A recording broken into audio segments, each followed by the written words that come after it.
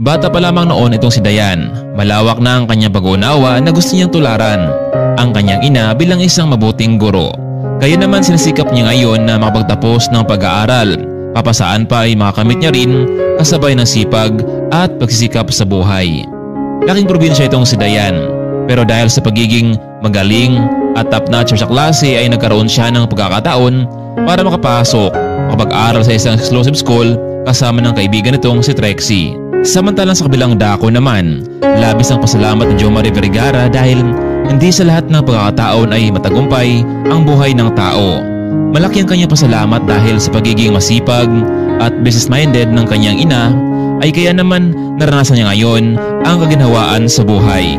Isang kilalang negosyante ang magulang ni Jomari at hindi makatatakang siya ang magiging tagapagmana sa lahat ng mga ito. Pero mahalata mo sa kanyang itsura na parang may kulang at napansin ito ng mga magulang. Jomari, may problema ka ba? Ano bang nagpapasama sa iyo ng loob, anak? Ma'am, naalala ko lang si Manong Kaloy. Alam niyo naman siya yung kasakasama ko mula nung bata pa lang ako hanggang sa nakapagtapos na ako ng pag-aaral ko. Bago muli ang lahat, ma'am, gusto ko siyang dalawin sa kanilang probinsya.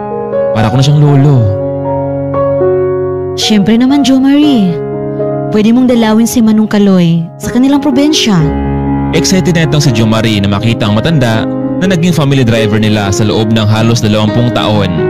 Dahil sa may edad na nga ito ay nakapag-desisyon ng matanda na mag-resign na at muling bumalik sa probinsya.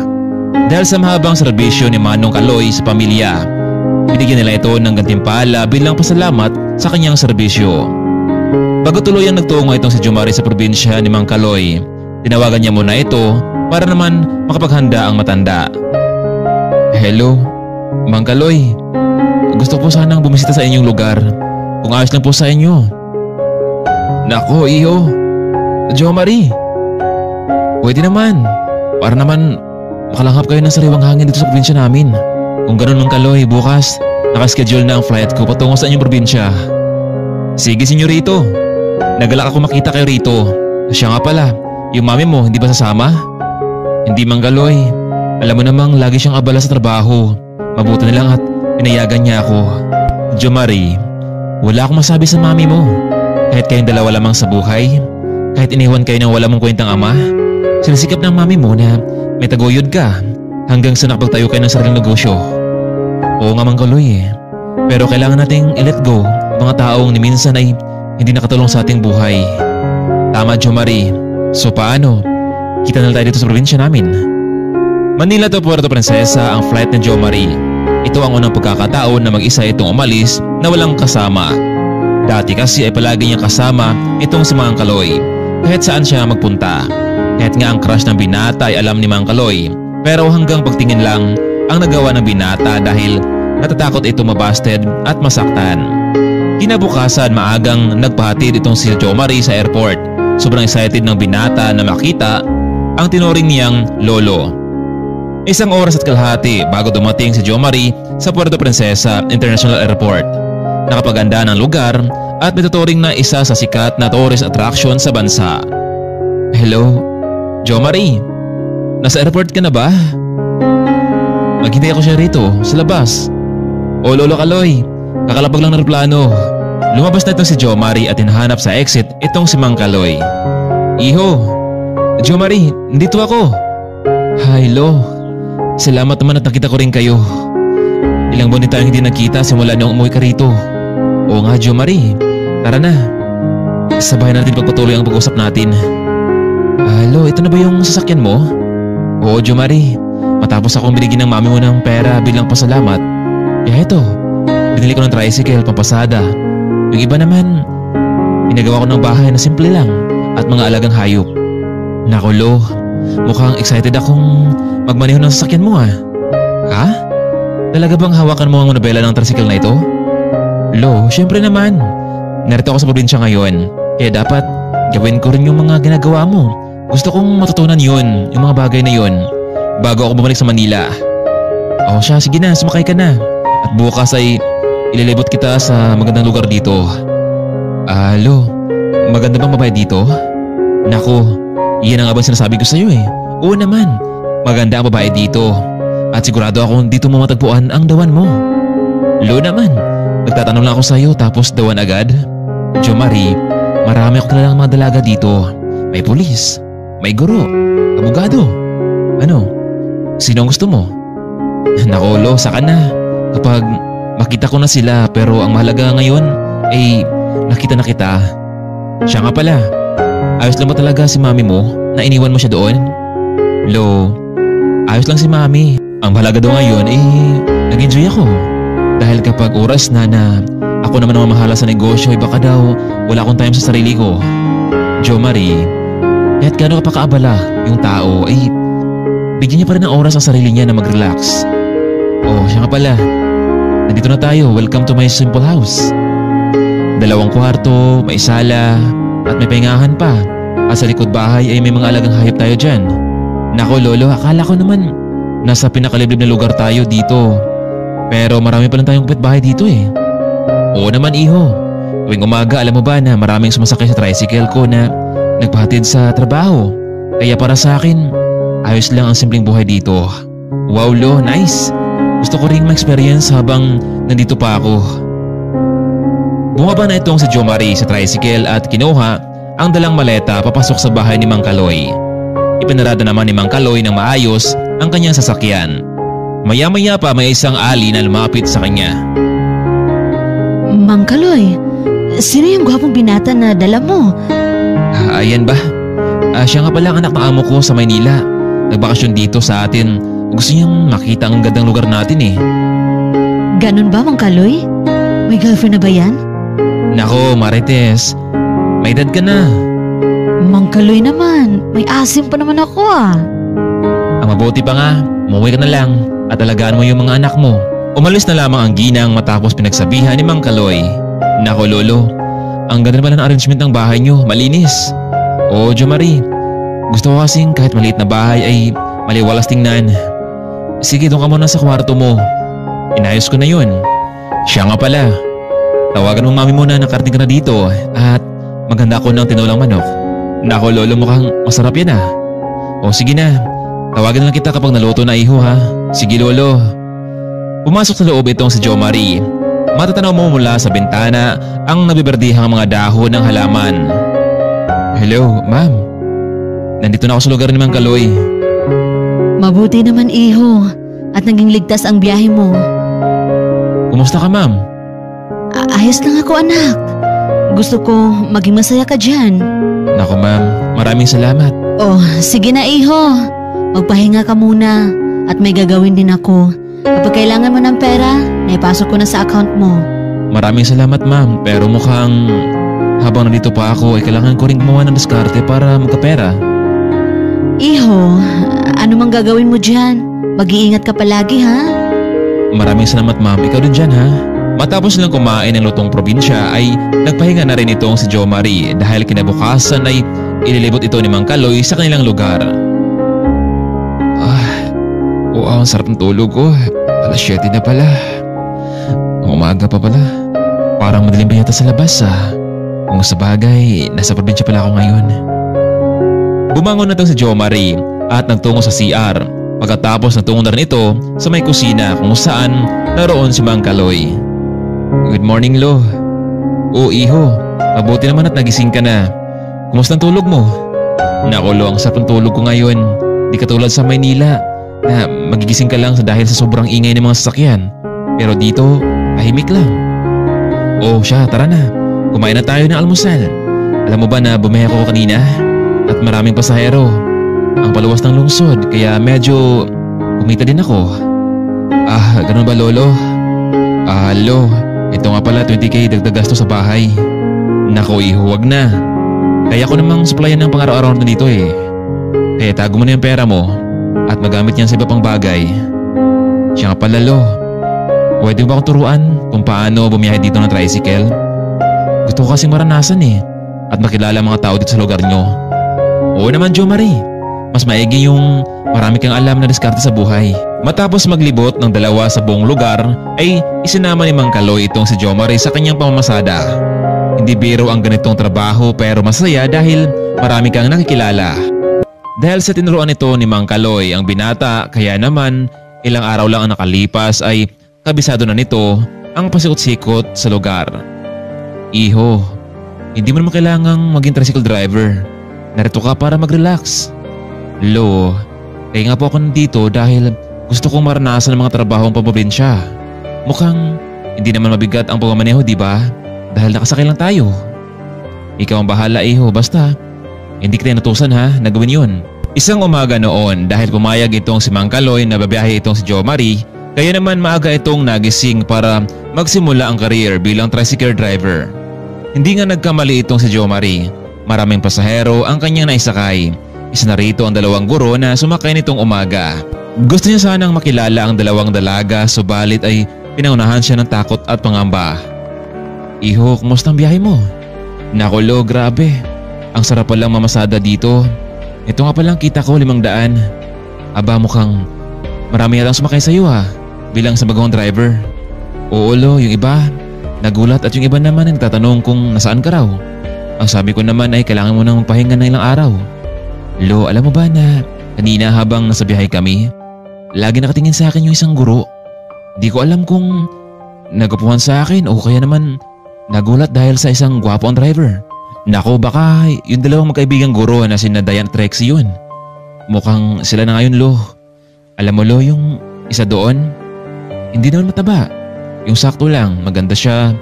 Gusto siya makilala pero kanina natakot ako baka hindi lamang niya ako eh. Nako Jo Marie, baka naman si Dayan yung sinasabi mo. Oo, maganda siya, mabait. Galing sa isang simpleng pamilya pero dahil sa sipag at determinasyon niya kaya yun. Napagtapos ng pag-aaral at nakahanap ng matinong trabaho. Gusto mo ba siya Iho? Oo Lo, pero hayaan nyo. Ako na lang muna ang diskarte para naman malaman ko rin yung personal na katangian niya at pagkatao. Next naman mukhang tumatapang yata si Jo Marie ngayon ha. Samantalang matapos ng klase, nag-usap naman ang 2 magkaibigan sa kanilang nakitang tricycle driver. Uy, Trixie. Napansin mo ba yung tricycle driver kanina? Bakit na yan? Huwag mong sabihin na bumaba ng standard mo pagdating sa love life. Hindi naman ha, pero nangihinayang lang ako sa kanya kung bakit hanggang tricycle driver lang ang kanyang naabot. Sayang, gwapo pa naman siya. Uy, Dayan, kilala kita ha. Kapag bet mo ang isang guy, pinapansin mo ito. Hay, naku Dayan, lumang estilo na yang mga lalaki para magustuhan mo sila. Tingnan mo nga, ang layo ng educational background, working experience niyong 2 at sigurado akong kapag gusto mo siyang makilala, hindi ka niya titigilan hanggang sa mahulog na ang loob mo sa kanya. Bakit Trixie? Naranasan mo na bang ligawan ng tricycle driver? Aba, oo naman sa umpisa. Alam mo, ang sweet ng mga iyan. Lagi kang sinusundo, lagi magbibigay ng bulaklak sa'yo. Pero sa huli, lulukuhin ka rin nila, hahanap ng iba. Naku, mukhang totoo ngang umiibig ang kaibigan ko sa isang tricycle driver ah. Pero ngayon mo lang to sinasabi sa akin Trixie ha? Oo, baka kasi pagtawanan mo lang ako eh. Ay, ano ka ba Trixie? Hindi ko naman sinabi na magpapaligaw ako ng lalaking iyon. Wala lang, napansin ko lang sa kanya. Alam mo Trixie, gusto ko magkaroon ng perfect fiancé na magdadala sa akin sa altar. Hoy Dayan, sure nga ka ba? Walang perfect love life no?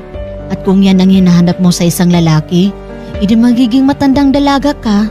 Wala kang matagpuan sa totoong buhay na ganyan. Oo siya, magliligpit na nga tayo para naman makauwi na. Hapon na noon, maraming mga tricycle ang nakaparada sa labas ng paaralan. Puro puno na ang mga ito, maliban na lamang sa tricycle na sinakyan nila noong umaga. Yun din kasi ang tricycle na nakaruta sa kanilang lugar.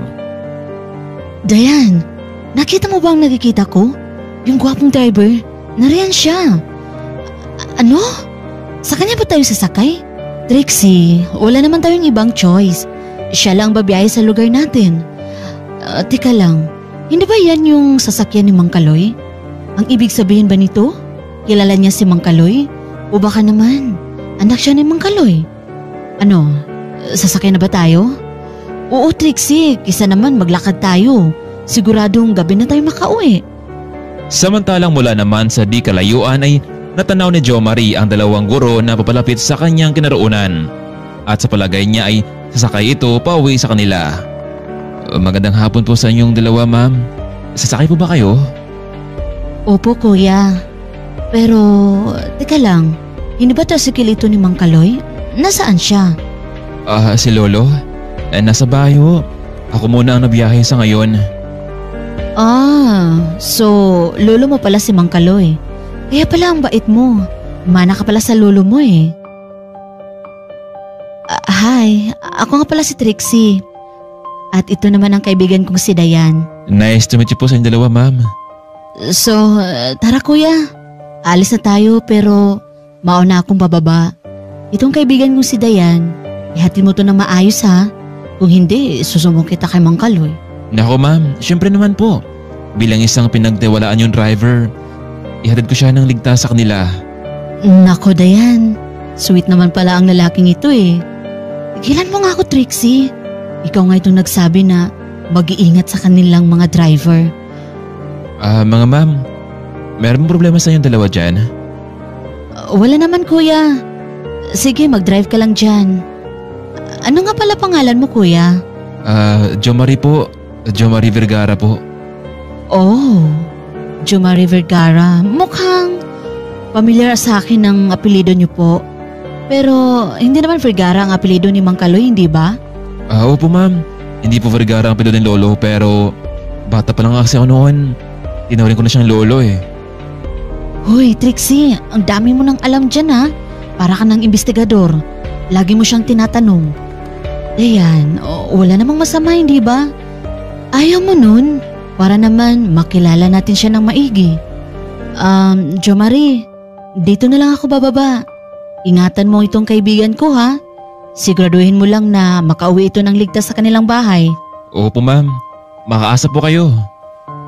Bumaba na ito si Trixie at nagpaalam na sa kaibigan. Muli namang pinaandar ni Jo Marie ang sasakyan. Jo Marie, pagpasensyahan mo na yung kaibigan ko ha. Masyado talaga yung palatanong eh. Okay lang yun ma'am. Maganda nga yun para naman mas makilala natin ang isa eh. Pero may iba tayo ma'am. Hindi ba kayo natatakot? Medyo malayo-layo pala ang bahay niyo dito eh. Oo, natatakot din ako. Minsan kasi kapag inabutan talaga na ako ng dilim, doon na lang ako makikitulog sa bahay ni na Trixie. Medyo maaga pa naman kaya ayos lang. Ma'am Dayan, bakit hindi ka na lang magpasundo sa boyfriend mo?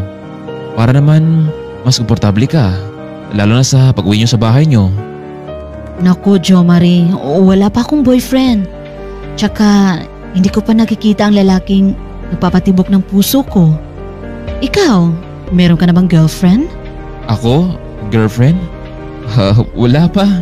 Ewan ko ba kung bakit ayaw sa akin ng mga girls? Ano? Sa gwapo mong yan? Wala ka pang girlfriend? Bakit? Baka naman, hindi girl ang gusto mo. Ma'am Dayan naman, mayos ka nga dyan. Ikaw kaya dyan ang ligawan ko, papayag ka ba?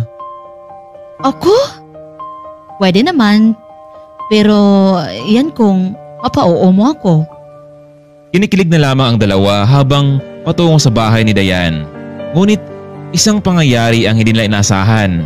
Habang nasa daan sila, meron kasing tatlong lalaki ang nakaharang sa kalsada at mukhang may masama itong binabalak sa kanila. Hoy, ikaw, bumaba ka ng tricycle, pati yung pasahero mo.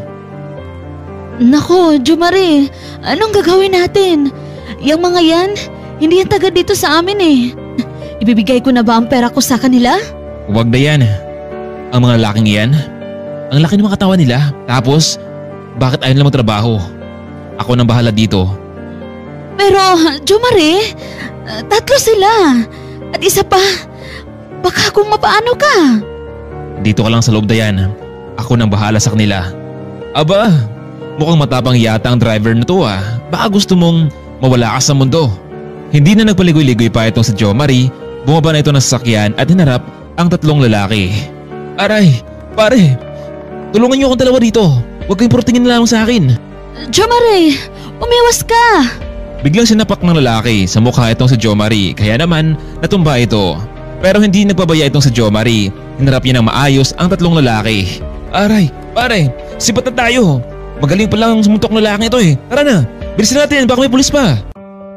Hindi ka namin makalimutan pare. Tandaan mo, babalik kami dito. Tara na. Jo Marie, ayos ka lang ba? Mukhang may sugat ka sa mukha eh. Bilisan na natin. Malapit na rin ang bahay namin dito eh. Kaya naman sa mga oras na ayon ay binilisan pa ni Jo Marie ang patakbo ng tricycle. Nay! Nay! Tulungan niyo kami! Magmadali ka, Nay! Aba, anak! Anong nangyari sa inyo? Nay, tulungan niyo kami! Meron kasing humarang sa amin sa dinadaanan namin. Mga lalaki, mga masasamang tao. Alam mo, Nay, kinaya ni Jo Marie ang lahat. Tumakbo nga sila eh. Pero natamaan din siya sa mukha, Nay. Iha, ipasok mo siya sa loob ng bahay. Gagamutin natin siya. Hoy, Jo Marie, ayos ka lang ba? Bakit mo sila nilalabanan? Dapat binigay ko na lang sa kanila ang bag ko eh. Diane, kaya sila mimihasa dahil walang lumalaban sa kanila. Tingnan mo, sigurado akong hindi siya babalik dito. Oh, anak. Ito, kaunting yelo. Ilagay mo sa kanyang namamagang mukha. Aray, sakit. Dahan-dahan naman, Ma'am Diane. Jo Marie, masakit talaga dahil namaga yung mukha mo eh. Jo Marie, salamat nga pala sa pagligtas mo sa akin kanina. Ayos lang yun. Kung hindi tayo lalaban, baka babalik at babalik din sila at marami pang tao ang mabiktima. Anak, Dayan, medyo gabi na. Bukas mo na lang kaya pauwiin ang kaibigan mo. Jo Marie, may phone number ka ba ni Mang Kaloy? Tatawagan ko siya na dito ka muna matulog sa amin. Oo, meron. Pero ayos na naman ako eh, Dayan. Pwede na ako makauwi. Iho, please. Dumito ka lang muna sa bahay namin. Meron namang bakating kwarto at pwede ka doon. Baka kung mapano ka pa sa labas at malulungkot ang anak ko. Teka nga lang anak, sino ba si Jo Marie sa buhay mo? Manliligaw mo ba siya? Nay naman eh, bagong kaibigan ko lang siya. Ah, ganun ba? Akala ko kasi naniligaw na siya sa'yo eh. Pero iho, gusto mo bang ligawan ng anak ko? Papayag ako. Para naman may mangliligtas sa anak ko. Nay naman, hindi pa nga kami masyadong nagkakilala ni Jo Marie. Pero kilala naman siya ni Mang Kaloy. Oh, si Kaloy? Yung matandang tricycle driver? Oo, Nay. Bakit niyo siya kilala? Ano ka ba, anak? Halos magkaedad lang kami ni Kaloy. Dati ko nga siyang manliligaw eh. Inahatid sinusundo ako sa paaralan kung saan ako na-assign. Tapos, Nay, anong nangyari? Hindi mo siya sinagot? Yun nga eh, halos 1 taon din siyang nangligaw sa akin pero hindi ko pa sure kung talagang gusto ko rin siya. Hanggang isang araw, bigla siyang nawala. Di ko na nga alam kung saan siya napunta eh. Nabalitaan ko na lang na nagtungo na pala ito sa Maynila para makipagsapalaran. Inaamin kong hinanap ko siya noong panahon na iyon at namimiss ko siya. Pero ilang linggo din ang nakalipas, nakilala ko si Miguel, ang tatay mo Dayan, na isang pulis. Alam mo anak, akala ko nga siya na siguro yung magiging forever ko pero nabalataan kong meron na rin pala itong asawa. Kaya galit ako sa sarili ko noon. Nay, paano kung walang nangyari sa inyo noon ni Papa? Di sana wala ako no ngayon. Dayan, kung may nagawa man akong pagkakamali noon, masaya na rin ako kasi dumating ka sa buhay ko. Kaya kung maniligaw ka sa anak ko, Jo Marie, huwag mo nang patagalin pa. Nay, paano yan? Nakauwi na pala si Mang Kaloy. Gusto mo ba siyang makita? Nako anak, ayaw ko nang guluhin pa ang buhay ni Kaloy. Lalo na at may pamilya na pala ito. Ayaw ko makasira ng relasyon. Walang galang na po ma'am. Sa pagkakaalam ko kasi, walang asawa si Mang Kaloy. Talagang matandang binata siya. Ha? Sino ka ba sa buhay ni Kaloy? Ang totoo po, magkakilala lang kami noon ni Lolo Kaloy at hindi kami magkaano-ano. Ang ibig sabihin ba nito, hindi talaga siya naghanap ng ibang babae? Parang gano'n na nga ma'am. Alam niyo, sobrang bait niya. Pero hindi niya nakwento sa akin ng kanyang tunay na pag-ibig eh. Hayaan niyo po, sasabihin ko sa kanya kung naalala ka pa niya. Nako, wag na Jo Marie. Nakakahiyan sa kanya eh. Pinapahirapan ko siyang manligaw noon. Kahit alam kong nagkagusto na rin ako sa kanya. Pero wala eh. Siguro hindi talaga kami para sa isa't isa. Siya nga pala, kumusta na siya ngayon? Ayun po, dahil sa matagal na siyang nagserbisyo sa trabaho, binigyan siya ng sapat na halaga para magamit niya dito pag uwi niya. Bumili siya ng tricycle at nagpagawa ng simpleng bahay. Masaya ako para kay Kaloy. Nay, sa isip ko lang ha, gusto mo bang makita si Mang Kaloy? Pwede naman. Gusto kong humingi ng tawad sa kanya. Pero baka hindi niya ako kausapin at nakalimutan na niya ako. Nay, alam mo ba na ang first love, hindi yan basta-basta malilimutan, Nay. Naku, nagsalita ang anak ko ha. Bakit? Meron na bang nagpapatibok sa puso mo? Nay naman, huwag mong ibahin ang usapan, Nay ha. Dayan, anak, kung may gusto ka kay Jo Marie at si Jo Marie may gusto sa'yo, huwag nyo nang patagalin pa. Para hindi kayo matulad sa amin ni Kaloy. Sabi nga nila, kapag isa kang professional, kailangan ang mapapangasawa mo ay professional din. Doon ako nagkamali, anak. Oo, pulis siya. Pero napunta ako sa lalaking may asawa na at ayaw kong makasira ng pamilya. Alam mo anak, narealize ko. Swerte lang siguro kung magaganon. Ang mahalaga, may degree man o wala, gagamit ka pa rin ng diskarte kung paano mabuhay sa mundong ito. Nay, ang layo nang napuntahan natin ah. Hindi ba si Jo Marie lang naman ang pinag-usapan natin kanina? Basta Dayan, kapag niligawan ka ni Jo Marie, sagutin mo na anak. Huwag mo nang patagalin pa. Hindi ba Jo Marie? Opo ma'am. O siya, matapos natin kumain, magpahinga ka na sa kwarto mo Jo Marie. Dahil itong si Dayan, busy din ito sa kanyang lesson plan. Nay, nagawa ko na kanina sa school, kaya free time na ako ngayon. O siya, tara na sa kusina. Naghanda na ang pagkain. Sumunod na kayo ha. Sige Nay. Aray, sakit na mukha ko. Mukhang hindi yata ako makakain ngayon ha. Dayan, pwede ba akong alalayan papunta roon? Ha? Ang bigat mo kaya? Sige na, kahit ngayon lang naman eh. Sige na nga. Inalalayan nitong si Dayan, itong si Jo Marie patungo sa kusina.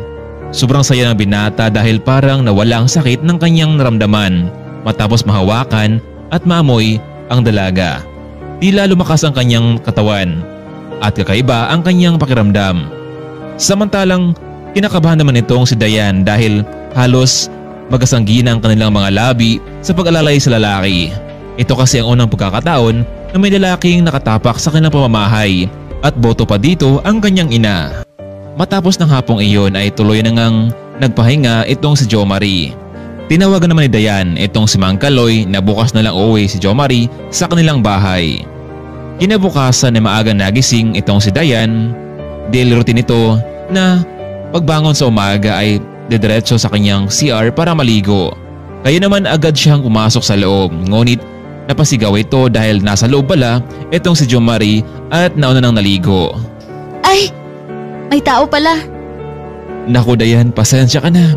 Hindi ko na-lock yung pinto. Kitang-kita ni Dayan ang machong katawan nitong si Jo Marie na para bang nag-gym ito. Kaya pala natalo niya ang 3 kalakihan kahapon. Naku, sorry talaga Jo Marie. Hindi malaman ni Dayan kung ano ang kanyang naramdaman sa oras na iyon. Tila lumakas ang pintig ng kanyang puso na hindi niya may paliwanag. Matapos noon ay lumabas itong si Jo Marie patungo sa kanyang kwarto at sumunod naman sa CR itong si Dayan. Samantalang matapos maligo ay nagkasama na ang lahat sa pagkainan para sa almusal. Iho, kumusta naman ang tulog mo kagabi? Naku Ma'am Nancy, okay naman po. Maraming salamat nga pala dahil pinatuloy niyo ako dito. Naku Iho, kami nga ang dapat mapasalamat sa iyo eh. Paano kung wala ka sa oras na iyon?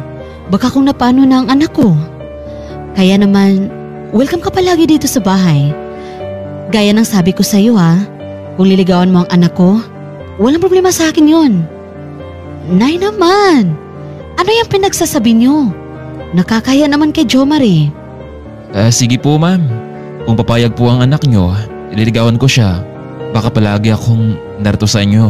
Hindi na lamang napagsalita itong si Dayan marahil dahil sa hiya sa sinabi ng kanyang ina. Nay, alis na kami. Ikaw nang bahala dito sa bahay sige anak, mag-iingat kayo. Jo Marie pagkaingatan mo ang anak ko Oo po Ma'am Nancy, masunod po. Tuloy na ngang hinatid ni Jo Marie ang dalaga sa kanyang trabaho. Dayan, bakit ang tahimik mo ngayon? Meron bang masamang nangyari? Wala naman Jo Marie. Naisip ko lang na mula kahapon, ang dami na nangyari. Kaya nga Dayan Kumusta yung sinabi sa nanay mo? Pwede bitang ligawan? Jo Marie, pag-isipan ko muna. Baka nabibigla ka lang. Ako? Nabibigla? Hindi Kung pwede lang sana, bigyan mo ako ng sign na liligawan kita. Naku, tsaka na yan Jo Marie. Siya nga pala, naghihintay na rin sa atin si Trixie sa may kanto. Napano yung mukha mo Jo Marie? Ay naku Trixie, kung alam mo lang, may masasamang tawang humarang sa daan nung pauwi na ako. Mabuti na lang at lumaban itong si Jo Marie. Pero natamaan din siya. Ay, kawawa naman pala ang gwapong driver natin. Ayos lang yun Ma'am Trixie. Ang mahalaga ay naligtas ang buhay ng pasahero ko. So, you're the hero Jo Marie Kaya Dayan, magpasalamat ka dahil may driver na tayong matapang. At isa pa, gwapo pa. Pero Dayan, matagal ko nang sinabi sa inyo na lumipat na kayo ng bahay. Masyado na kasi kayong malayo doon sa sentro Oo nga Sinabi ko na kay mama na lumipat na lang kami pero makahulugan daw kasi ang lugar na iyon. Pamana pa iyon mula sa lolo ko ang lupa at ang bahay kaya hindi niya basta-bastang maiwan ito. Jo Marie, ano kaya kung ikaw na lang yung tagahatid at sundo namin ni Dayan para maging safe siya sa pag-uwi? Ano, friend, okay lang ba sa'yo? Iyan kung papayag si Jo Marie, Trixie. Ano Jo Marie, papayag ka ba bilang taga-sundo namin araw-araw? Oo naman. Bakit hindi? Para maging ligtas kayong dalawa. Kaming dalawa? Baka naman maging ligtas itong si Dayan. Trixie, tumahimik ka nga dyan. Hindi nga bero Jo Marie. Alam mo, napapansin kong lagi na lang namumula itong kaibigan ko kapag pinag-usapan ka. Baka meron nang namumuo sa inyong dalawa at hindi nyo sinasabi sa akin? Hoy friend, magsabi ka nga ng totoo. Trixie, anong pinagsasabi mo dyan? Sige, papayag na rin ako na may magsusundo sa akin para maging safe din yung pagpasok ko. Nandito na pala tayo sa school. So mamayang hapon na lang Jo Marie Maghihintay kami ni Dayan dito. Sige Ma'am Trixie. Matapos natid ng binata ang dalawang guro ay nakapag-decision mo na itong umuwi sa bahay ni Mang Kaloy. Baka nag-alala rin ito sa kanya. Lo, nandito na ako. Jo Marie, kumusta ka? Mabuti naman at hindi ka napuruhan sa mga lalaking yun.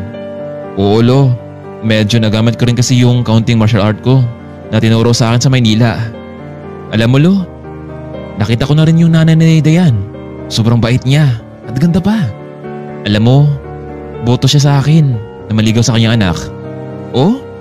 Nako naman, napakaswerte mo naman Jo Marie. Kung ganun, huwag mo nang pakawalan pa sa Dayan. Maganda siya. At higit sa lahat ay meron siyang trabaho. Oo Lo, pero meron akong isang bagay na natuklasan sa kanila mag-ina. Ano yun Jo Marie? Lo, meron ka bang kilalang Nancy Montemayor? Nancy? Oo. Pero medyo matagal na yung panahon yun. Binata pa ako noon. Bakit may tanong? Alam niyo Lo, si Nancy Montemayor pala ay nanay ni Dayan. Ano? Si Dayan ay anak ni Nancy? Ang ibig sabihin ba nito pala, meron talaga siyang asawa at sayang lang talaga yung effort ko noon na pinakita sa kanya. Lo, diyan kayo nagkamali.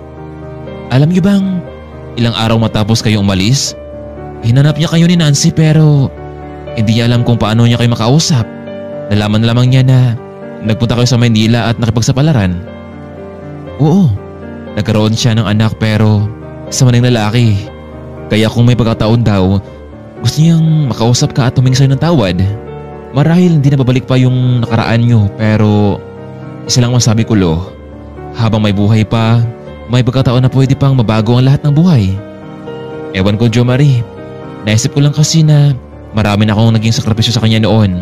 Pero dahil nga sa naging tricycle driver lamang ako, siguro nagdalawang isip siya na sagutin ako noon. Lo, kahit sa huling pagkakataon, bigyan siya ng isa pang chance.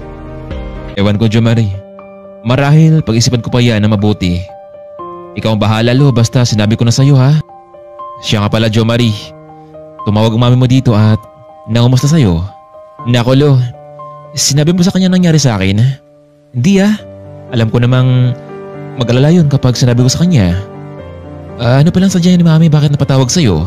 Nako, pinaalala ng mami mo na bukas pala birthday ko. Binati niya ako, tsaka nagpadala siya ng konting pera para daw sanda ako bukas. Nako, Lo, sorry. Nakalimutan ko. Bukas na pala yung birthday mo. So, kailangan natin maghanda, ha? Tsaka sinabi ko sa mami mo na wag na lang sana dahil tayo lang naman dito sa bahay at wala tayong bisita. Lo, kahit may bisita man tayo o wala, kailangan natin maghanda.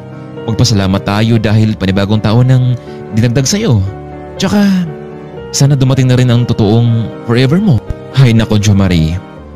Forever? Walang forever dahil matanda na ako. Lo, may forever man o wala, gusto kong maging masaya ka sa karawan mo bukas, okay? Ako nang bahala sa mga handa.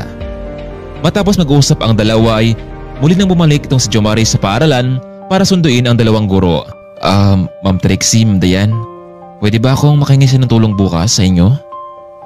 Nako, Jo Marie, kung tungkol yan sa pangliligaw mo kay Dayan, wala akong magagawa dyan. Siya lang ang makapagdesisyon. Di ba, Dayan? Hindi tungkol doon. Kailangan ko ng tulong niyo bukas kung ayos lang sa inyo. Kaarawan kasi ni Lolo Kaloy at hindi ko alam kung paano maghanda. Kung okay lang sa inyong dalawa na matulungan niyo ako bukas. Tsaka huwag kayong mag-alala sa gastos. Meron ditong 20k. Siguro naman sapat na ito. Nako, Jo Marie, napakalaki ng pera na yan ah. Halos isang buwan na naming sahod yan ni Dayan. Ano? Matutulungan niyo ba ako?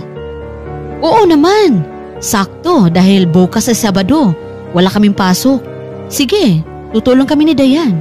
Nako, maraming salamat sa inyong dalawa, ma'am. Isang malaking sorpresa ang kaniyang gagawin sa karawan ni Mang Kaloy at ang may pakana nito, itong si Dayan. Para hindi sila mahirapan, mordan lamang sila ng mga pagkain na naluto na at dadalhin na lamang ito sa bahay ni Mang Kaloy. Samantalang, kinausap naman ni Dayan ang kanyang ina. Kung maaari ay sumama ito dahil meron daw magaganap na party sa kanilang trabaho at kailangang kasama dito ang mga magulang. Bilang ina ay umayag naman itong si Nancy sa paanyaya ng kanyang anak. Kaya naman kinabukasan ay sumakay na lamang sila na ibang tricycle. Nandun kasi si Jo Marie sa bahay ni Mang Kaloy at may hinanda ito. Jo Marie, bakit kailangan ko pang magbihis ng maayos? Tayo lang naman dito sa bahay, di ba? Lo, kahit tayo lang sa bahay, syempre kailangan gwapo ka dahil espesyal ang araw na to sa'yo. Tsaka Lo, meron akong sorpresa sa'yo. Hindi ko alam kung magustuhan mo ito pero ito yung naisip kong paraan para makabawi sa'yo. Biruin mo, ilang taon kang nagserbisyo sa amin ni Mami sa loob ng mahabang panahon na yun at muling makabawi sa'yo. Nako Jo Marie, ano naman yung sorpresa mo? Mukhang kinakabahan ako ah. Lo, relax ka lang. Pero bago yun, kailangan ko munang piringan niya mga mata mo. Nako, bakit pa? Basta Lo, magtiwala ka lang sa akin dahil para to sa'yo. Sigurado akong matutuwa ka dito. O sige na nga, piringan mo na yung mga mata ko. Maya-maya pa dumating na rin sina Dayan at Trixie. Kasama nito itong si Nancy. Hindi alam ng dalawa na magkikita sila sa araw na iyon. Agad inhanda nila ang pagkain habang nakapiring itong si Mang Kaloy sa kwarto. Samantalang tumulong naman si Nancy sa paghahanda ng pagkain. Inakala niyang ang bahay na ito ay bahay ng katrabaho ni Dayan at Rexy. Simple pero maganda tingnan. Nang matapos na ang lahat ng paghahanda ay nagtungo na itong si Jomari sa kwarto para kunin si Mang Kaloy. Lo, tara na po sa may sala. Naghintay na po sa atin ang mga bisita natin. Ha? Meron tayong bisita, Jomari? Sino naman? Basta Lo, makikita natin sila. Paglabas nilang dalawa sa kwarto ay tahimik lamang ang lahat. Pero itong si Nancy ay hindi mapalagay matapos makita ang isang lalaki na nakapiring. Lo, nakahanda ka na ba sa inihanda namin sa birthday mo? Oo naman Jomari, kanina pa. Kaya naman, sinimula ni Jomari na tanggalin ang piring na dandahan sa mata ni Mang Kaloy.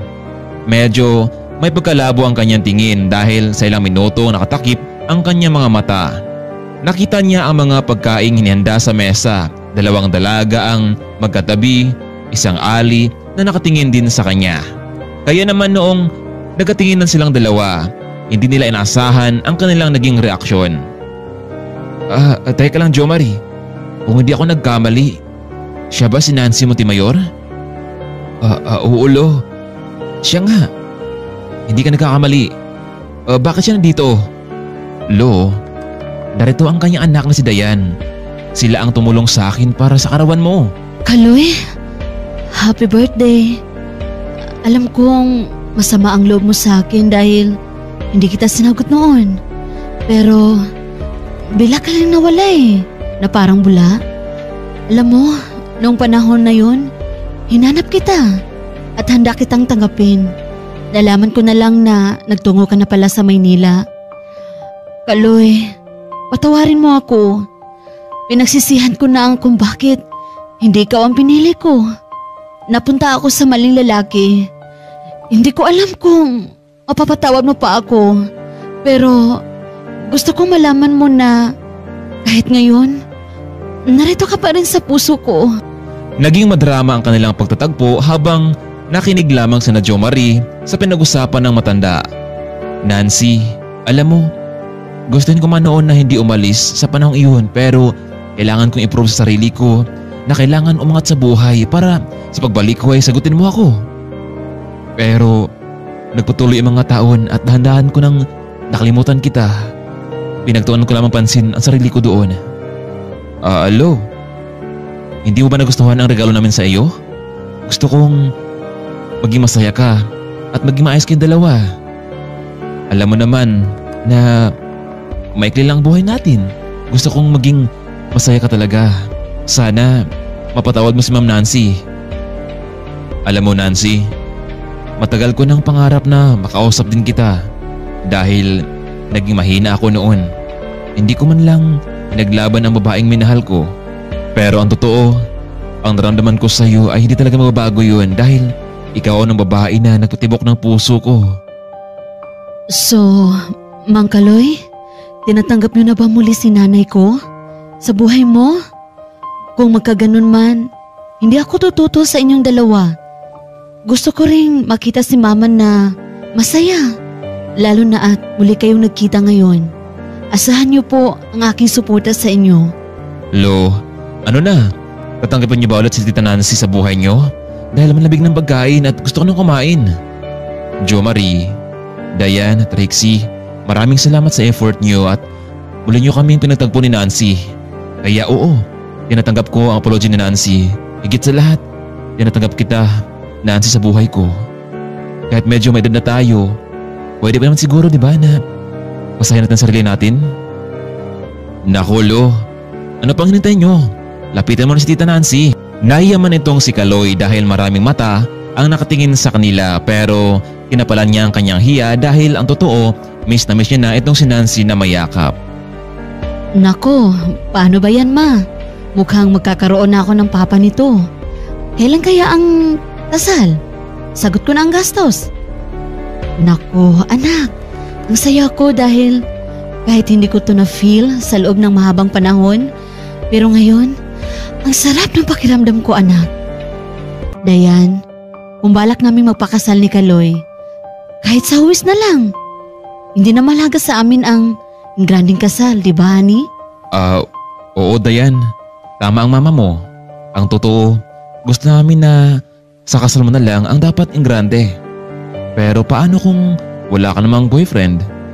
Bigla tuloy napatawa itong si Trixie. Nako, Mang Kaloy, hindi niyo ba nakikita? Yang nasa harapan niyo, siya ang magiging soon-to-be boyfriend at magiging fiancé ni Dayan. Trixie naman, huwag ka nga magsalita ng ganyan. Dayan, hindi mo lang alam kung paano ang magandang buhay mo kapag sinagot mo sa senyorito. Anong senyorito? Ang ibig kong sabihin, mabait itong si Jo Marie at responsable. Nako, Mang Kaloy, baka si Jumari ang swerte sa kaibigan ko dahil isa siyang guro.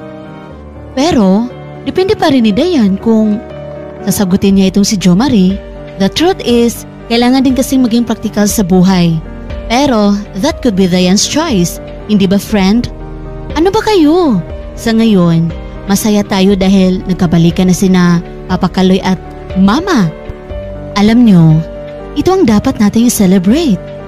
Bigla na lamang natahimik itong si Jo Marie matapos nabasa ang reaksyon sa mukha ni Dayan. Mukhang hindi pa ito seryoso pagdating sa love life. Ngunit itong si Jo Marie ay sabik na sanang marinig ang pagpayag ng dalaga sa kanyang panliligaw. Sige na, kumain na tayong lahat bago patuloy ang lumamig ang pagkain. Mukhang nadismaya itong si Jo Marie dahil tila hindi pa seryoso itong si Dayan pagdating sa ganitong usapan. Matapos ng araw na iyon ay umuwi na rin silang lahat. Paano, Kaloy? Uuwi na kami. Salamat Nancy sa pagbisita mo sa amin ha. Kaloy, kapag minsan, dumalaw ka din sa bahay namin ha. Welcome na welcome ka doon. Sige Lo, ihatid ko muna sila sa bahay nila. Dayan, Tita Nancy, salamat sa inyo. Nakasigurado akong sobrang saya na yung lolo. Iho, magpahinga ka muna. Alam ko namang napagod ka rin sa paghahanda. Nakabukas ang isang kwarto para sa'yo. Nako, maraming salamat tita. Pero meron pa kasi akong gagawin eh. Ganon ba, Iho? Sige, mag-ingat ka sa pag-uwi mo. Umalis na itong si Jo Marie at nahalata ni Nancy na medyo malungkot ito. Anak, ano bang ayaw mo kay Jo Marie? Mabait naman siya, hindi ba? Oo, mabait naman siya ma, pero gusto ko muna makasigurado sa naramdaman ko sa kanya. Ikaw ang bahala, anak. Samantalang habang papauwi naman itong si Jo Marie ay biglang tumunog ang kanyang phone. Nakita niya ang kanyang mami ang tumawag kaya naman ay sinagot niya ito. Hello ma'am. Bakit napatawag? Ano nangyari? Jo Marie, pwede ba kitang makausap? Ma'am, lasing ba kayo? Hindi naman anak. Nakainom lang ako ng kaunti. Bakit ma'am? Anong problema? Anak, yung daddy mo, nandito. Nanggugulo sa kumpanya. Gusto niyang kunin ang kanyang party sa kumpanya. Ano? Naran siya ngayon? Ang kapal namang mukha niya no, parang pakita dyan. Ma'am, makinig ka. Wala siyang makukuha sa kumpanya natin dahil in the first place, siya ang naiwan sa atin. Huwag kang mag-alala dahil uwi ako bukas. Pero anak, paano yung bakasyon mo? Ma'am, mas unahin ko ba ang bakasyon kaysa sa kumpanya natin? Bukas mismo, nariyan ako. Galit itong si Jo Marie sa kanyang ama dahil bata pa lamang ito noon ay iniwan sila ng lalaking irresponsable. Kaya naman tumatak sa isipan ni Jo Marie na masama ang kanyang ama. Kinabukasan nagpaalam itong si Jo Marie kay Mang Kaloy na may malagang silang gagawin sa kumpanya. Iho, hindi ka ba magpapaalam kay Dayan at Nancy? Hindi na Lo. Ikaw na lang magsabi sa kanila. Kinabukasan maaga nagising itong si Jo Marie. Hinatid naman ito ni Mang Kaloy sa Palawan International Airport. Lo, mag-ingat kayo dito ha. Jo Marie, babalik ka pa di ba? Hindi ko pa alam Lo kung kailan. Tsaka wala akong babalikan dito maliban sa'yo. Nang nakarating na sila sa terminal ay yumakap itong si Mang Kaloy sa binata. Salamat senyorito dahil naglaan ka ng panahon para makasama ko. Kahit sa loob lamang na maikling panahon. Nako Lo, walang anuman yun. Bahagi ka na ng buhay namin ni Mami Lucy. Umalis na itong si Mang Kaloy pauwi sa kanyang bahay. Samantalang nasa loob naman ng airplane itong si Jo Marie. Gusto niyang damayan at maayos ang gulo, lalo na at nariyan ang kanyang walang kwentang ama na gumugulo sa kanila. Ilang oras ang nakalipas ay dumating na nga sa Maynila ang binata. Sinundo ito ng kanilang bagong driver. Senyorito, maligayang pagbabalik. Kuya Anthony, nasaan ba si Mami ngayon? Hayun po sa kanyang opisina, senyorito. Kausap yung daddy mo. Tara doon tayo agad para makausap ko sila. Mami, kumusta kayo? Nasaan yung lalaking yun? Hayun, nasa opisina anak. Ayaw niyang umalis. Gusto niyang ipagpilitan ang kanyang sarili sa kumpanya. Ma'am, kahit na isang singkong duling, wala siyang matanggap mula sa atin. Bakit? Nasaan ba siya noong kailangan natin siya? At ngayon, biglang susulpot sa atin? Kakausapin ko siya, ma'am. Anak. Ma'am, kung hindi tayo lalaban, mapupunta sa wala ang lahat ng pinaghirapan natin. Pupunta ko na siya doon sa opisina. Tuloy? Nabukas yan. Aba, Jo Marie, mabuti naman at narito ka. Meron tayong pag-usapan. Umalis ka dito. Kung ayaw mong ikalagarin kita palabas ng building na ito. Anak, relax ka lang. Huwag mo kong tawaging anak dahil noon pa man hindi ka naging ama sa akin. Jo Marie, kukunin ko lang naman kasi ang shares ko sa kumpanyang ito. Bakit? Masama bang kunin ko to, ha? Anong pinagsasabi mo? Shares? Iniwan mo kami ng mami ko sa loob ng maraming panahon. Sa loob na malugi na ito. Tapos ngayon sasabihin mo na kukunin mo ito sa amin. Kaya kung ako sa'yo, umalis ka na. Alis na! Jo Marie, huwag mo akong sigawan. Dahil sino ka ba? Galing ka lang sa akin. Kung wala ako sa mundong ito, wala ka rin. Guard! Guard! Bakit yung pinapasok ng lalaking ito? Naku, Mr. Vergara. Hindi po namin alam na siya palang daddy nyo na gustong umagaw sa kumpanya. Senyor, pasensya na kayo. Pero kailangan nyo na umalis dito sa kumpanya. Huwag nyo kong hawakan, bitiwan nyo ako. Alam kong paano lumabas dito. O sige, alis na ako pero tandaan nyo ito. Babalik ako para sa pera kong pinaghirapan ko. Lumabas na itong si Losyo. Kayo ha, sa sunod, tandaan nyo yung pagmuka na yun. Yung lalaking yun. Hindi siya pwedeng muling pumasok dito sa kumpanya. Maliwanag ba? Opo, Mr. Vergara. Samantalang kinabukasan naman ay nagtungo itong si Mang Kaloy sa bahay na Dayan at Nancy. Siya na kasi ang taga-sundo at hatid ng mga ito patungo sa trabaho dahil wala na si Jo Marie. Hello babe, magandang umaga. Hi babe. Oh, bakit ikaw yung nagdadrive ng sasakyan niyo? Nasaan nga pala si Jo Marie? Nako, umuwi ng Maynila kahapon at may halaga doon gagawin doon. Ano? Bakit hindi siya nagpasabi sa amin? Ewan ko, Nancy. Ano bang trabaho niya sa Maynila, babe? Bakit hindi siya nagpasabi? Siya lang ang makasagot niyan, babe. Hindi ko alam kung kailan siya babalik dito o babalik ka ba siya? Bakit, Kaloy? Wala na ba siyang balak na bumalik dito? Ewan ko, Nancy ha. Ang sabi niya kasi wala naman daw siyang babalikan dito bukod sa akin lang. Samantalang sa umaga ding iyon ay narinig ni Dayan ang pinag-usapan nila. Kaya naman ay sumama tuloy ang kanyang pakiramdam. Kinabukasan ay si Mang Kaloy naman ang nagsundo at nakatid sa dalawang guro. Oh, Dayan, bakit parang malungkot ka yata ngayon? Huwag mong sabihin na hinahanap mo si Jo Marie. Ewan ko, Trixie. Ewan ko ba? Hay, mukhang doon na yata tayo papunta. Dayan, kasi nung nandito pa si Jo Marie, hindi mo pa pinapahalata sa kanya na meron kang naramdaman. Ngayong wala na siya, naghahanap ka sa kanya. Ilang linggo ang nakalipas, halos nahalata na ng kanyang ina at ni Mang Kaloy ang matamlay na dalaga. Kaloy, tawagan mo nga si Jo Marie kung pwede ba siyang bumalik dito sa Puerto Princesa. Hindi ko na maintindihan ang sitwasyon ni Dayan eh. Nancy, baka na-realize ng anak mo na mahal niya talaga ito si Jo Marie. Baka nga. Alam mo, hindi ako nakasigurado kung babalik dito si Jo Marie dahil meron daw siyang dapat na gawin. Kaloy, subukan mo lang. Para mo na ring anak si Dayan, di ba? Ano bang trabaho ni Jo Marie at hindi pwedeng abalahin? Sige Nancy, Pero hindi ko to napangako sa'yo ha. Hello, Jo Marie. Kumusta ka na? Hello. Ito, kasalukuyan ba namin inaayos ang lahat? Mukhang wala namang laban si Lucio dito dahil ang sabi ng abogado namin nalogin ng kumpanya bago siya umalis. Iho, balak mo bang bumalik dito? Marami naghanap sa'yo. Isa na dito si Dayan. Si Dayan naghanap sa akin? Paano nangyari yun? Iho, simula nung umalis ka dito at hindi nagpaalam sa kanya, parang iba na kanyang kinikilos. Sige Lo, nandito ng abogado. Tatawag na lang ako kapag may oras ako ha. O sige Iho, mag-ingat kayo dyan. Oh, Kaloy, ano na nangyari? Ayun na nga, naging abala siya sa trabaho.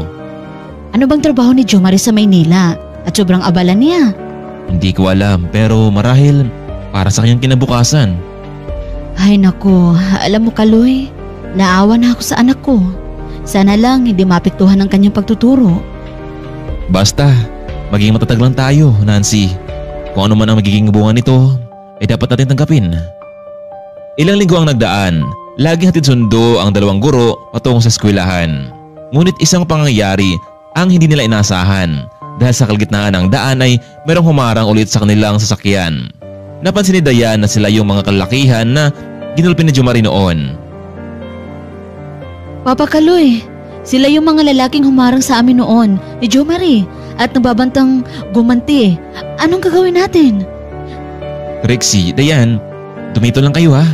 Kakausapin ko lang sila. Baka naman madaan sila sa usapan. Naku, mag-ingat ka Papa Kaloy. Bumaba na itong si Mang Kaloy at hinarap ang tatlong kalalakihan.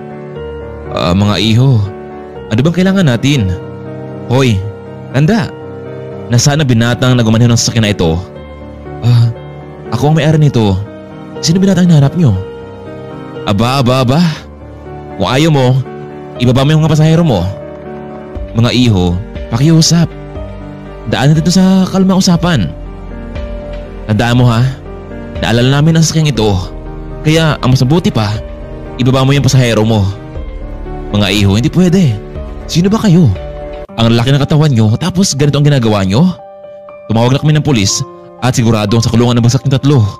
Aba, at napakatapang mo matanda ka no? Sino ba pinagmalaki mo?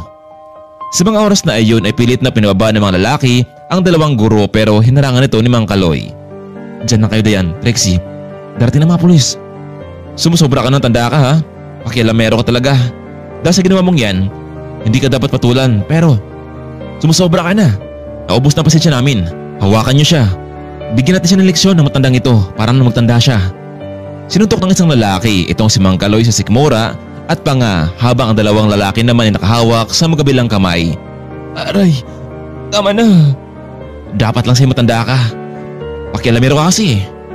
Hindi tinigilan ng mga ito hanggat hindi nakahandusay sa kalsada ang matanda at walang lakas para makatayo. O tara na, umalis na tayo. Kung hindi man tayo nakaganti sa lalaking iyon, dito tayo sa ganti sa matandang ito. Tuloy nang umalis ang tatlong lalaki, samantalang agad namang bumaba ng tricycle ang dalawang guro. Pa! Gumising po kayo, Papa Kaloy! Nawala ng malay ang matanda dahil sa malalakas na tama ng suntok na binitawan ng isang lalaki. Hindi nakaiwas dahil nakahawak ito sa mga kamay.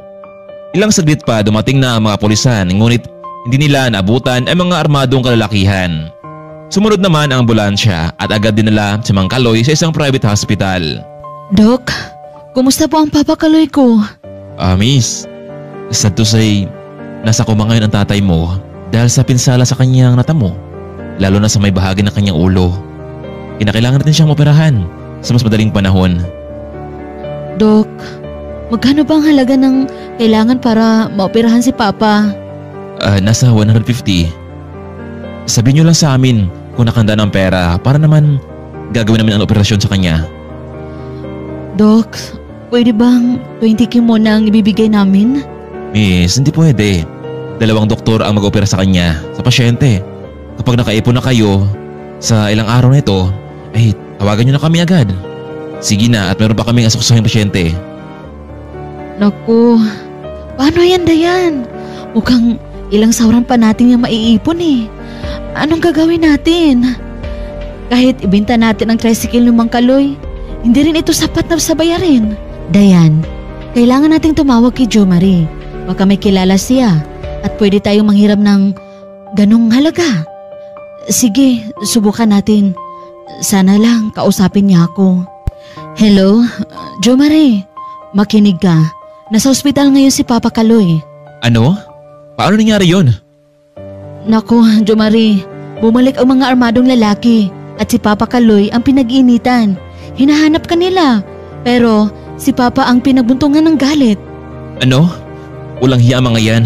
Sige, babalik ako dyan. Pero, Jo Marie, 150,000 ang kailangan sa operasyon ni tatay. Ayaw nilang tumanggap ng paonang bayad. Saan tayo kukuha ng ganong halaga? Sige Dayan, ngayon mismo, alis na ako. Ma'am? Oh, bakit Jo Marie?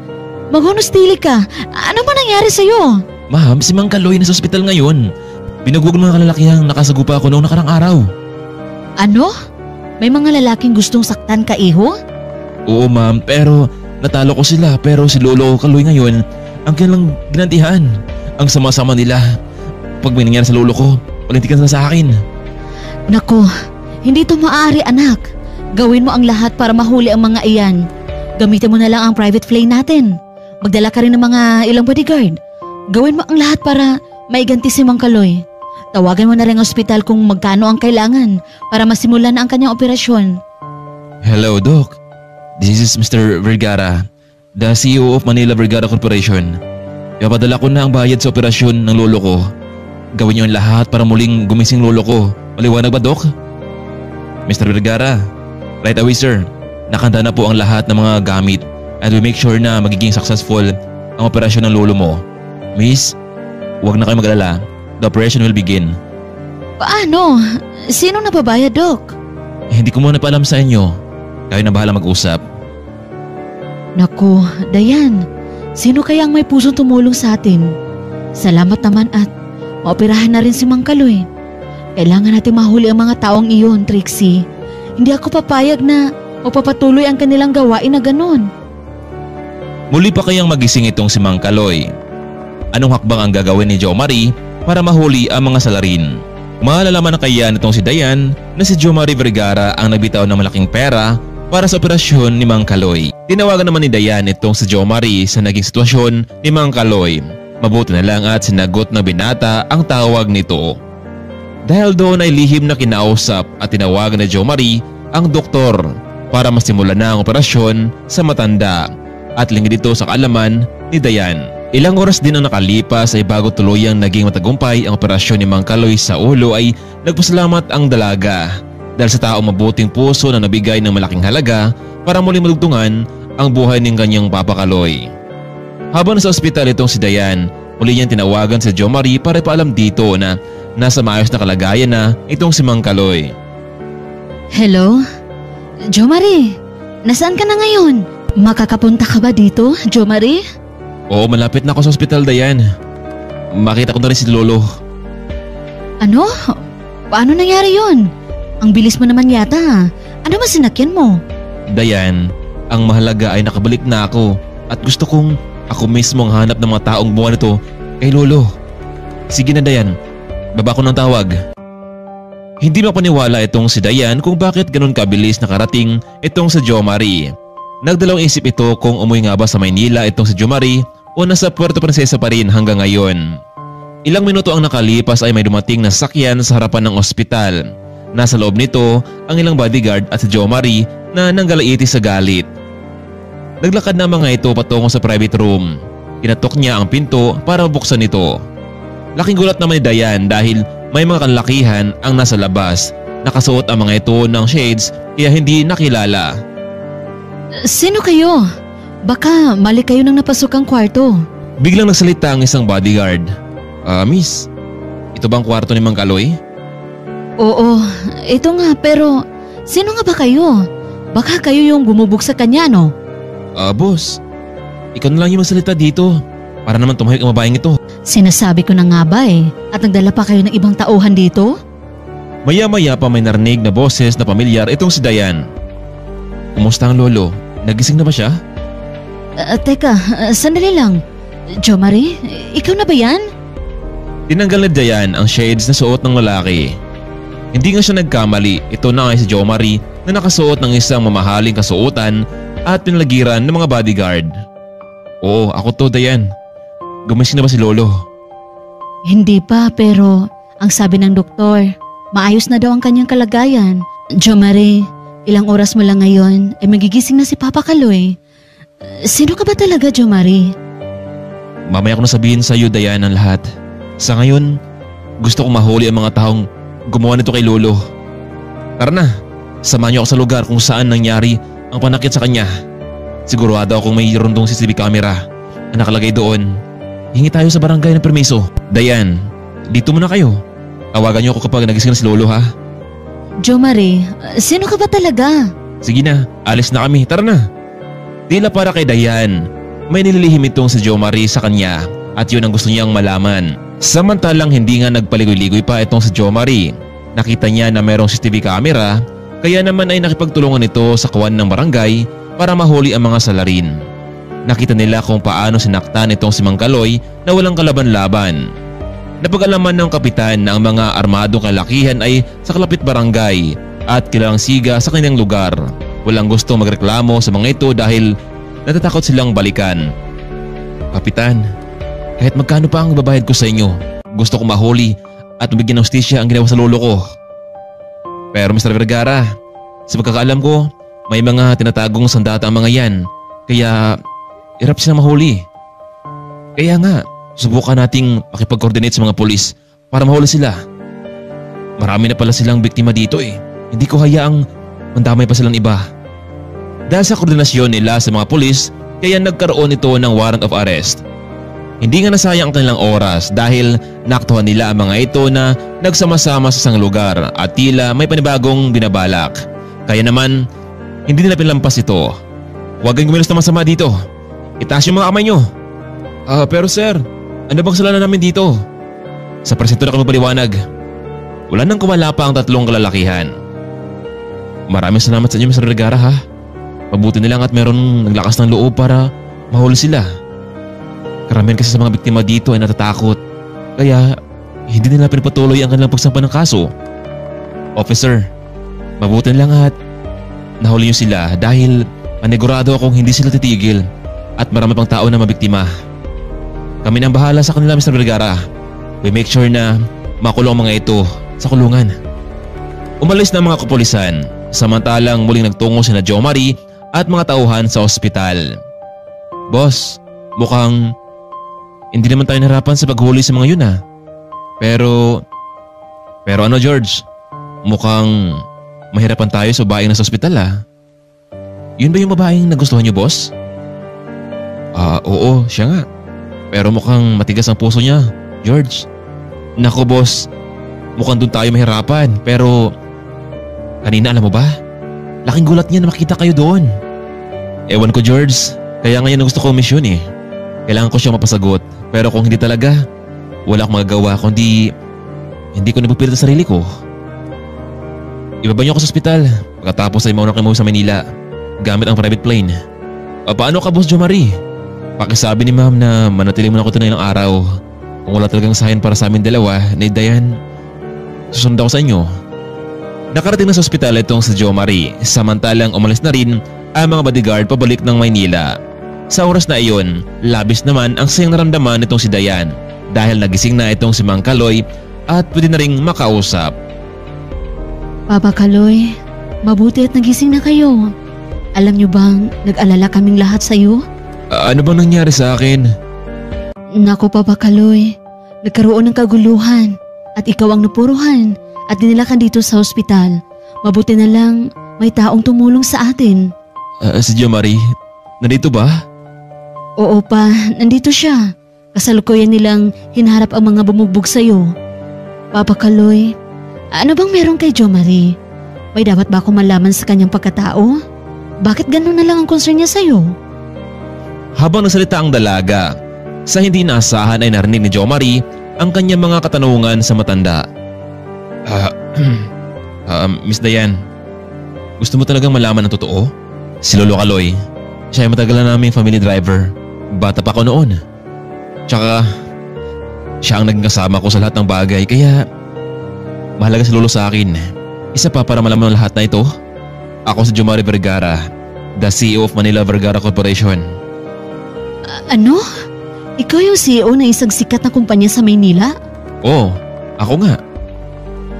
Kaya pala, kung bakit ganun na lang kabilis ang pagdating mo dito. Ganun talaga kapag may pera. Kaya, alam mo Jomari, mas lalong hindi ako nababagay sa isang maperang tao na katulad mo. Ano na lang sasabihin ng mga magulang mo na isa akong gold digger at pera lang habol ko sa'yo? Dayan, hindi ganun ang tingin sa'yo ni Ma'am. Kaya kita nagustuhan dahil iba ka sa ibang babae. Tama si Jomari, Dayan. Isa pa, bagay naman kayo diba dahil meron kang propesyon. At siya naman isang negosyante. Wala akong masabi kay Jomari, Dayan. Mula sa pool, kilala ko na siya. Alam mo bang ikaw lang babae na gustuhan niya? Marami na gusto sa kanya noon sa Manila pero lahat ay dead man lamang para sa kanya. Kaya sana bigyan mo siya ng pagkakataon para patunayan sa'yo. Naku, huwag na Lo. Huwag natin pilitin ng isang bagay na ayaw niya sa akin. Baka hindi kami maging masaya kung ipilit natin ang lahat. Siya nga pala Lo, bukas babalik ako ng Maynila. Hindi ko na kailangan magtagal pa dito eh. Ang mahalaga ay napag-abot na kita at mabuti naman at maganda na kondisyon mo. Tama ba ang narinig ko, Jomari, na ikaw ang nagbayad sa operasyon ng Papa Kaloy? Oo, ako nga. Hindi kawalan sa akin ng pera. Gagawin ko ang lahat para sa mga taong mahal ko. So paano Dayan? Ihabilin ko na sa iyo si Lolo Kaloy. Natatiyak akong masaya ka na dahil meron ka ng mama at papa. Lo, pupunta man ako sa bahay niyo. Kukunin ko lang yung mga gamit ko na naiwan para bukas ay diretso na ako makauwi. Palabas na ng silid itong si Jomari nang magsalita itong si Dayan. Wait, teka lang Jomari. Hanggang doon na lang ba ang kaya mong ipaglaban? Paano kung nagkamali ka ng desisyon? Paano kung sabihin ko sa'yo, mahal din kita? Tama bang narinig ko, Dayan? Jomari, sorry kung naging mahina ang loob ko sa'yo. Alam mo, natatakot kasi ako. Lalo na at hindi ka talaga taga dito sa amin. Natatakot akong kapag sinagot kita, iwanan mo rin ako. Sorry kung matigas ang puso ko sa'yo. Pero nung umalis ka na, hindi man lang ka nagpaalam sa akin. Jomari, alam mo bang nasasaktan ako nung umalis ka? Oo, matagal na rin kitang gusto. Kahit itanong mo pa kay Trixie. Kaya lang, nagdadalawang isip ako noon eh. Pero ngayon, umalis ka man o hindi na ako mahihiyang sabihin sa'yo na mahal kita. Nako, yun naman pala, Jomari, Dayan. Kung ganun, wala na dapat pang paligoy-ligoy pa. Kasal na agad. Yes, salamat Dayan. Asahan mong hindi kita sasaktan. Pero paano ang mami mo? Hindi pa niya ako kilala. Dayan, walang problema kay Mami. Kung saan ako masaya, suportahan niya ako. Kami ni Lolo. Alo, ano kaya kung double wedding ang gawin natin para naman kakaiba sa lahat? Para naman makarating si Mami dito. At lalo na ngayon na okay na lang kumpanya. Nako, maganda idea yan, Jomari. Hindi ba, Nancy? Nakakahiya naman Kaloy. Matanda na tayo. Ibalato na lang natin sa mga bata ang ingranding kasal. No, tita. Gusto kong patunayan sa lahat ng tao na mahal ko ang anak ninyo. Lalo na si Lolo Kaloy, na mahal kayo. Ano Dayan, anak? Okay lang ba sa'yo? Ma, kung para sa ikakasaya ng lahat, bakit hindi? Yes, sa wakas, makakasal na rin ang kaibigan ko. Sabi ko naman sa'yo Dayan eh, my forever. Trixie, salamat dahil nandito ka palagi para damayan ako. Noong nakalabas na ng ospital itong si Kaloy, bumalik muna sa Maynila itong si Jomari para ayusin ang lahat ng mga papeles sa magiging double wedding ng mga ito. Wala namang pagtutol ang mami nitong si Jomari. Natuwa pa nga ito dahil natagpuan na ng kanyang anak ang totoong pag-ibig. Sa ngayon matapos ng double wedding ceremony ay nanatili itong si Jomari ng ilang linggo sa Puerto Princesa para magtayo ng sariling negosyo para kay Nancy at Mang Kaloy. Samantalang nag-resign na lang sa pagiging guro itong si Dayan para naman masikaso nito ang kanyang asawa at ilang mga negosyo. Alam nilang sa buhay mag-asawa ay may pagkakataon na hindi may wasang may tampuhan, pero sinsikap ng dalawa na maging maayos pa rin ang lahat sa huli. Hanggang dito na lang muna kaibigan. Labis pa akong nagpasalamat sa inyong walang sawang pagsuporta sa ating channel. Saan mang sulok tayo ng mundo ngayon, lagi po tayong mag-iingat. Hanggang dito na lang muna ang ating kwento. Abangan natin ang ating susunod pang mga kwentong pag-ibig at inspirasyon. Maraming salamat at paalam.